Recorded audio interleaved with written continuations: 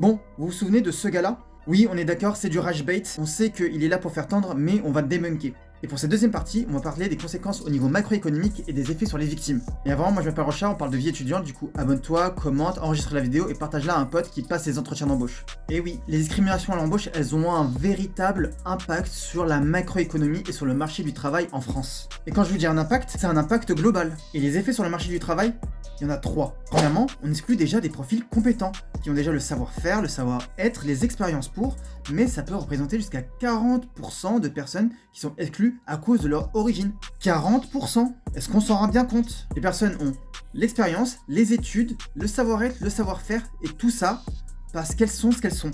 Bravo la France. Deuxièmement, et bien évidemment, on a une augmentation du chômage structurel. Des personnes avec certaines compétences et certains profils ne pourront pas accéder à certains postes et devront donc perpétuellement chercher une place et à s'insérer sur le marché du travail. Troisième point, et c'est le plus grave, on a un gaspillage de formation et une perte de productivité. Un gaspillage de formation parce que certaines personnes se sont orientées vers un certain cursus et à la fin ne peuvent prétendre à aucun job. Une perte de productivité, pourquoi? Pour les entreprises qui embauchent à défaut certaines personnes qui respectent les critères mais qui ne vont rien apporter, soit parce qu'elles n'ont pas les compétences, soit parce qu'elles ne savent tout simplement pas faire. Oui, bienvenue dans la France de Macron où le paraître l'emporte sur la compétence. Et les victimes, elles ressentent quoi au fond d'elles?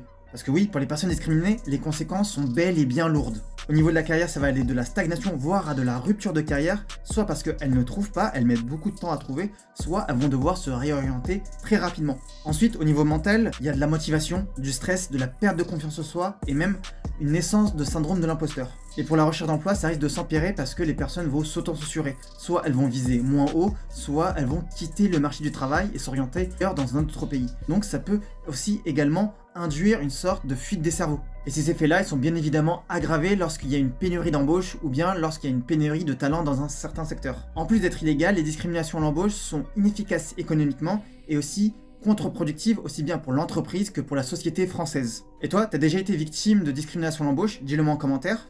A plus!